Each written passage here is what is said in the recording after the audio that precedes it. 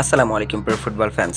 দর্শক, আপনারা অনেকেই জানেন অ্যাটলেটিকো দি মাদ্রিদ কিন্তু জুলিয়ান আলভারেজকে বাংলাদেশি টাকায় প্রায় 1200 কোটি টাকা দিয়ে কিন্তু ম্যানচেস্টার সিটি থেকে তাদের ডেরায় ফিরিয়েছেন, আর সেখানে কিন্তু আর্জেন্টাইনদের ছড়াছড়ি।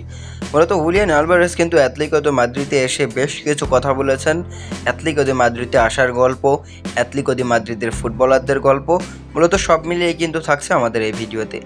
তো চলুন দেখে আগে অ্যাটলেটিকো দি মাদ্রিদে জয়েন করার পর হুলিয়ান আলভারেজ কি বলেছেন।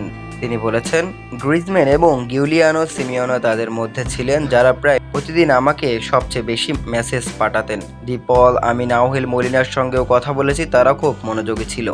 আমি একজন ফুটবলার হিসাবে আমার সেরা সংস্করণটি খুঁজে পেতে, দলকে জিততে এবং ক্লাবকে শীর্ষে নিয়ে যেতে আমি আমার সেরাটা দেওয়ার চেষ্টা করব।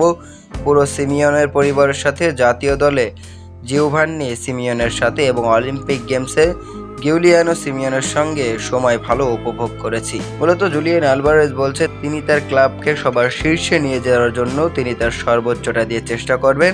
যদিও এখন আর তার ম্যানচেস্টার সিটির মতো বেঞ্চে বসে কাটাতে হবে না, তিনি এখন কিন্তু রেগুলারলি শুরুর একাদশে থাকবেন। তো এটাই আসলে জুলিয়ান আলভারেজ চেয়েছিলেন এবং শেষ পর্যন্ত কিন্তু তিনি একটা ভালো একটা ক্লাব পেয়েছেন, অ্যাটলেটিকো দি মাদ্রিদ।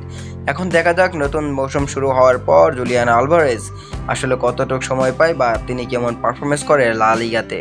আশা করি খুব ভালো পারফরমেন্স করবে, কেননা তিনি ইংলিশ প্রিমিয়ার লিগ থেকে এসেছেন, আর লা লিগার থেকে অনেক বেশি উন্নত মানের লিগ হলো ইংলিশ প্রিমিয়ার লিগ। তো সেক্ষেত্রে কিন্তু লা লিগায় কিন্তু ভালো পারফরমেন্স করা খুব একটা কঠিন হবে না আলভারেজের জন্য।